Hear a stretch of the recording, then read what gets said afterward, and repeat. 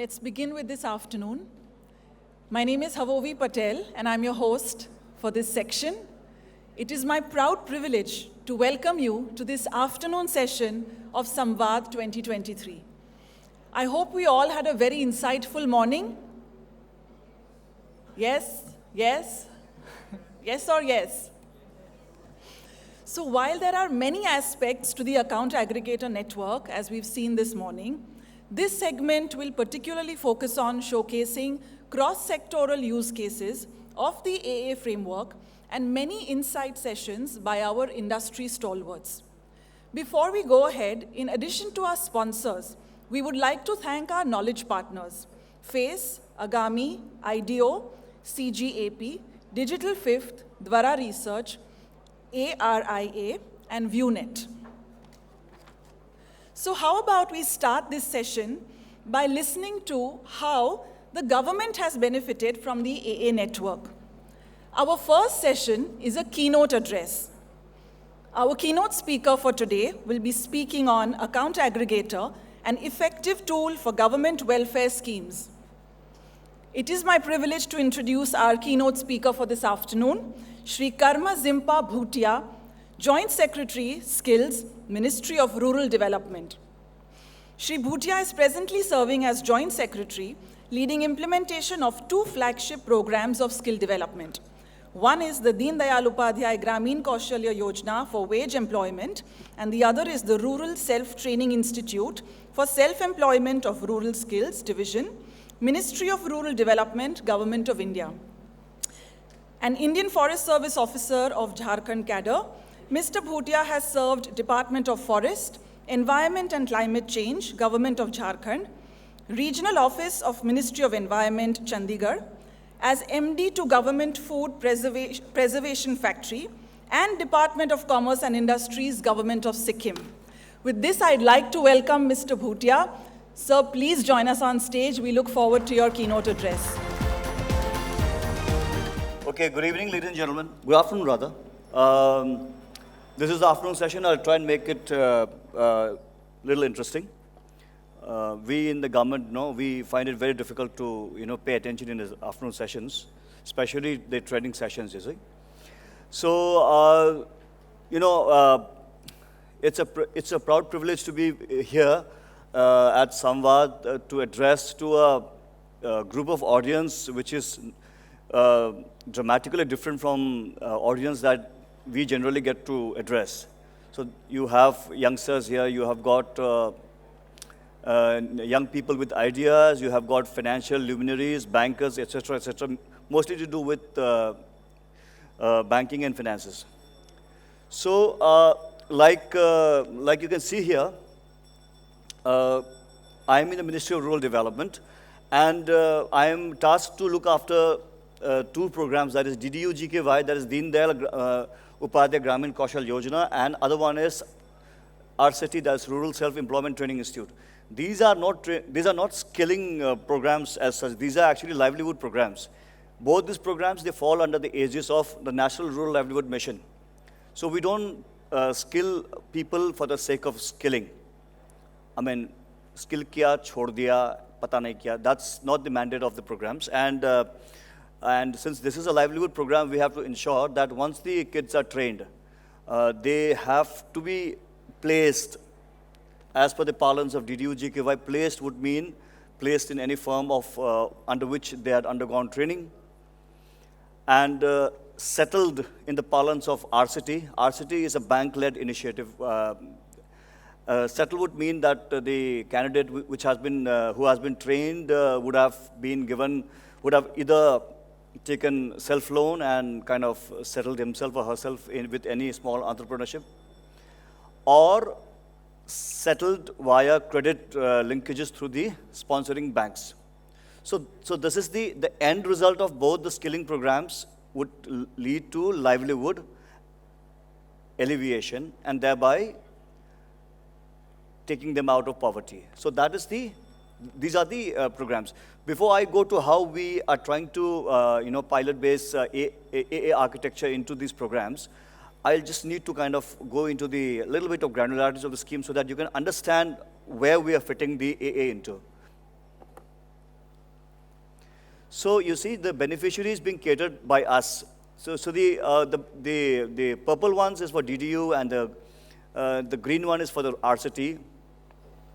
So these are the numbers actually. So we have raked up 14.5 lakhs trained under DDU GKY, and we have trained about 35 odd lakhs in RCT. And then the placed settlement you can see is that out of 14, we have placed 8.65, and out of 34, we have settled 26.13. So, I mean, when you see the total trained and total placed and settled, there is a disparity. You see, the 14, nearly 50 lakhs this side, and 35 lakhs. So, as a skilling component, it's like it's an onerous task for us to actually get all the kids placed. Kids, or rather, or beneficiaries here would mean the BPL candidates.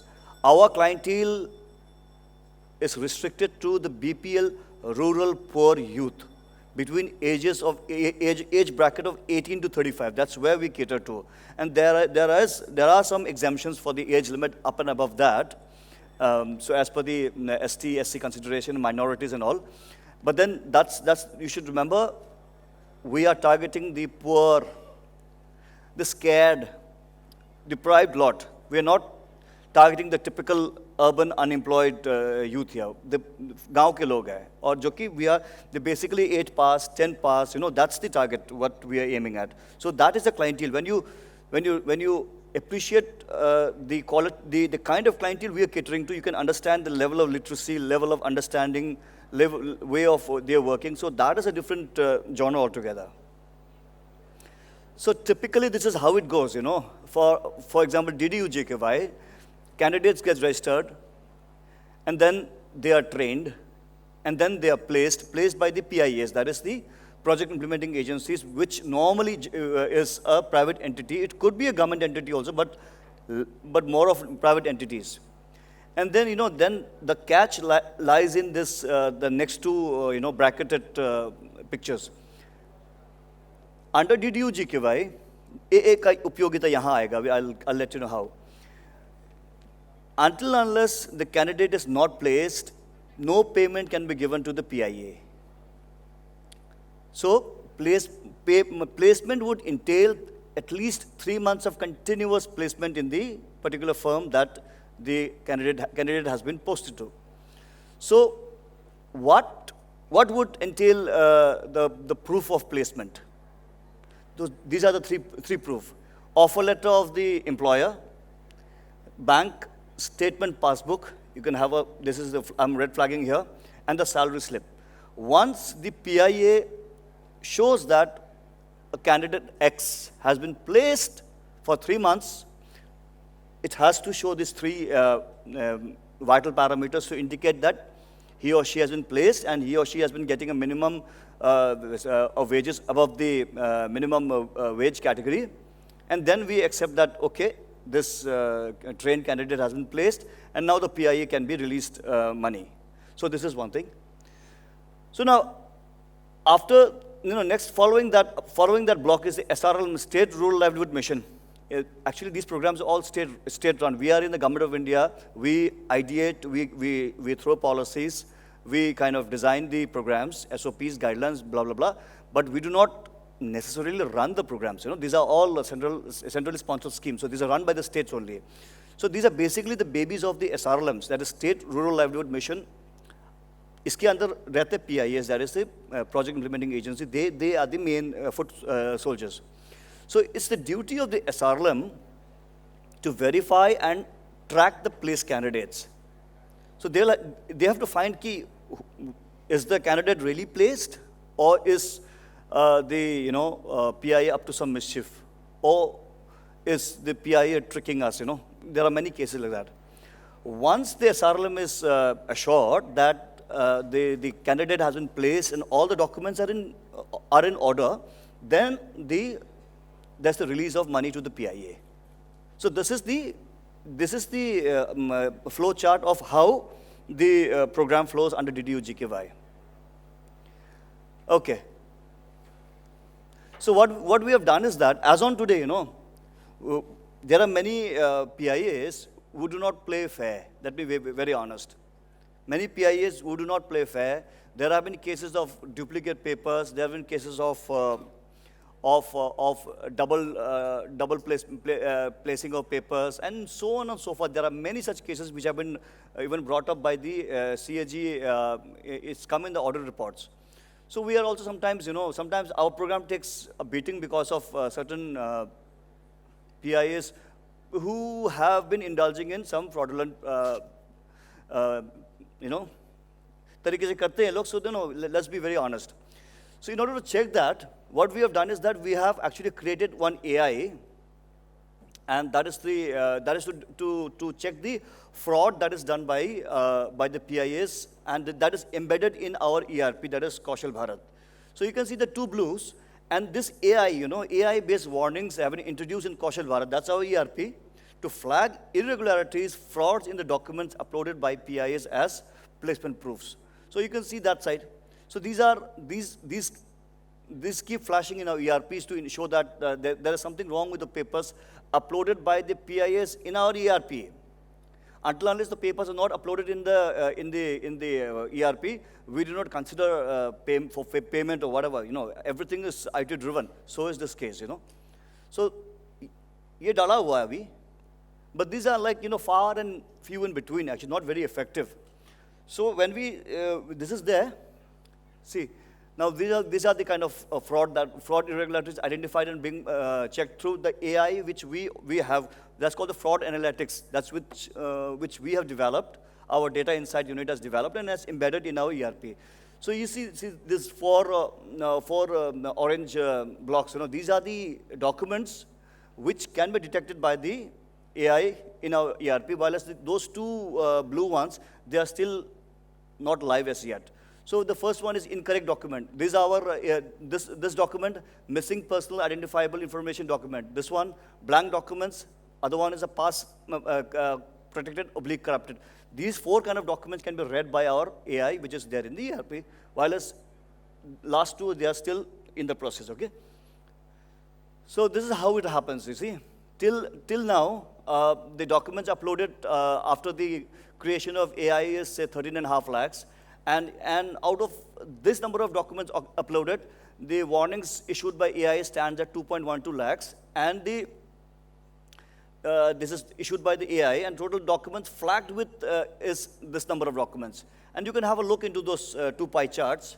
These are the four basic kind of flaws that the AI has shown: incorrect document, missing PII, this personal information, blank documents. इस तरह का the AI has been showing flagging.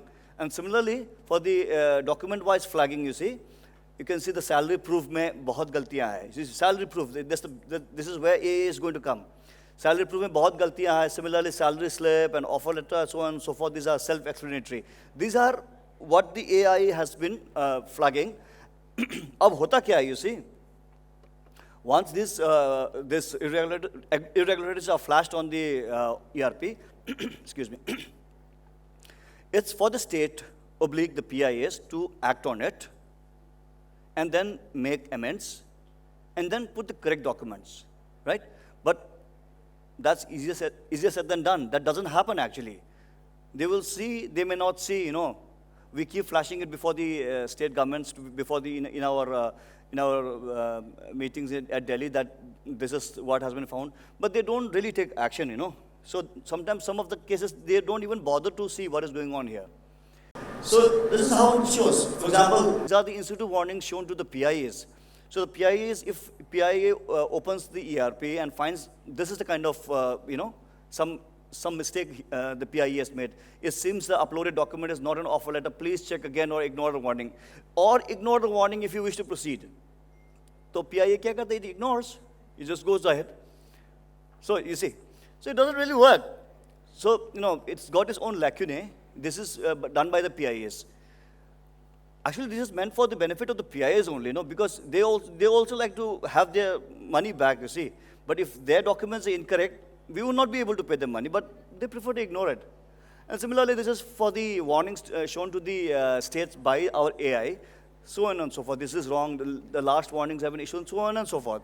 Yeah, aata hai. But, normally, hardly, we found in our test check that the proportion of seriousness with which they are actually acting on the warnings displayed on the, by the AI is abysmal, right?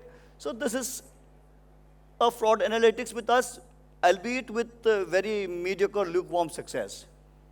And I must tell you here, you see, behind all this thing, what plagues us is that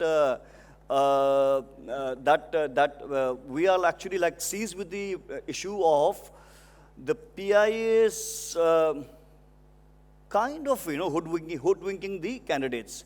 They're also poor candidates normally. So that is what we want to correct and ameliorate, okay? And yes, the challenges with the manual mode to monitor, and this is what we are actually looking at. See, the accepted proof for which employment, like I was telling you, is first is the offer letter, salary slip, and the bank statement. These are the mandatory thing to be provided by the PIA to be enabled to get money for skilling and placement. And the placement verification कैसे होता है यूं है. So 100% net take home pay desk verification of all place candidates. This has to be done. And 20% is a sample physical verification of randomly selected candidates. These are the way, verification is done. So what are the problems with us? We are, again, since it's a very tedious work, so manual document collection, बहुत time लगता है इसमें. And second is that inaccuracies and errors are bound to creep in. And third is fraudulent document तो होता ही होता है उसमें. Other one is the resource intensive and limited scalability. This cannot be scaled up. The issue is that if any technology cannot be scaled up, then the technology dies a premature death because it's not fit enough, you see. So it cannot be scaled up, and this physical part in this world, in this time of IT acumen, we cannot just depend on doing 100% desk verification or 20% physical verification. Usme bhi, there are a lot of issues with that. So now we are shifting to, here comes in the AA. So once we all know what AA, the architecture of AA is all about. How does it help us actually? So it reduces in time cycle reduction, one. Ensures accuracy of the placement of documents, because once we get their account numbers with us, immediately we'll know whether the money has been actually transferred by the PIAs in a legit manner onto their accounts. The process is simplified, and then it improves efficiency and scalability. It's hugely scalable. So, you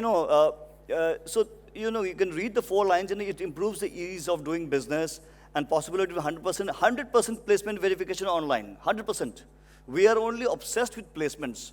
Skilling is, offset to that. Placement होने चाहिए, बच्चों को नौकरी मिलनी चाहिए, okay?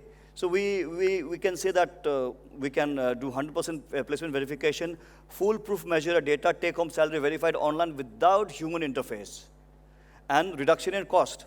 So reduction in the administrative drudgery, no physical collection and uploading documents. These are actually the good things about this system. So you can have a look into the cost parameters, you see. Without going into much of the details, it's going to save us a lot of money. As and when we upscale it, it's going to save us more and more money. So this thing I'm not going to go in detail, but the technology is going to be foolproof as well as be financially viable for us also. And then apart from the applicability of this architecture in the 2 schemes that I'm speaking here, this can be put up to across the schemes, 8-10 schemes, PMKVY. So you can see these are mostly to do with skilling only, where the people, they are trained and placed, and there is no mechanism to check whether they are actually receiving their pay and how much they are receiving. Is it as per the agreement and all? So these are the ways, these are the ministries wherein this AA architecture can be introduced with immense success. So yes, so safeguards being built in the pilot to ensure data security. Number 1 is that, like I said at the beginning of the talk, that our clientele mostly invariably poor, BPL, source out from the SECC data 2011. They come from the Kaushal Bharat registry. So they are like handicapped in terms of technical literacy. and they should be guarded.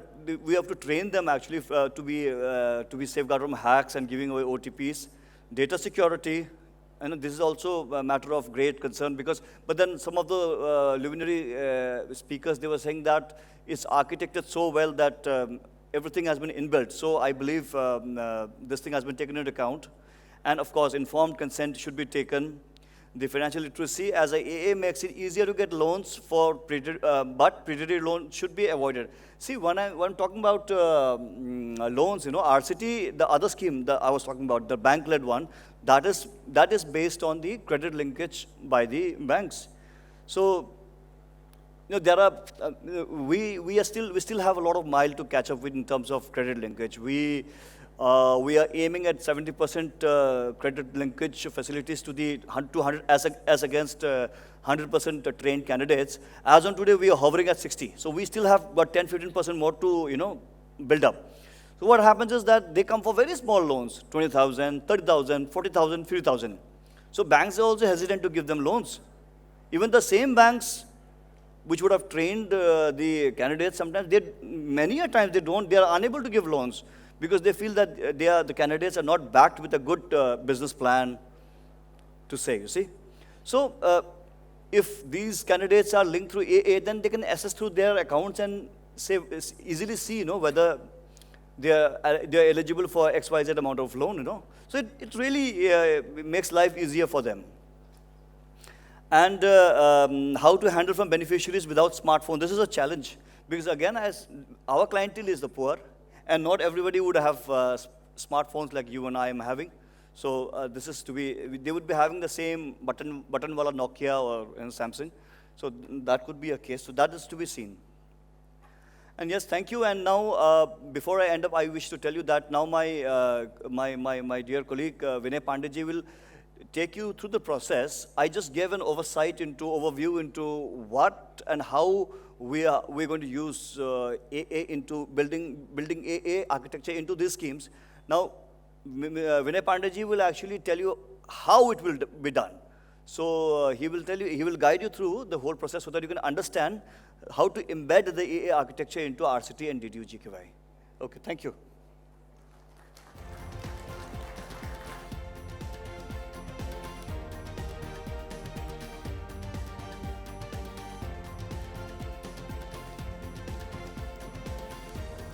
Thank you so much, sir, for your insightful address. I would request Mr. Harsh Rungta, Director ARIA and member of the Governing Council of SamvAAd, to please felicitate Shri Bhutia.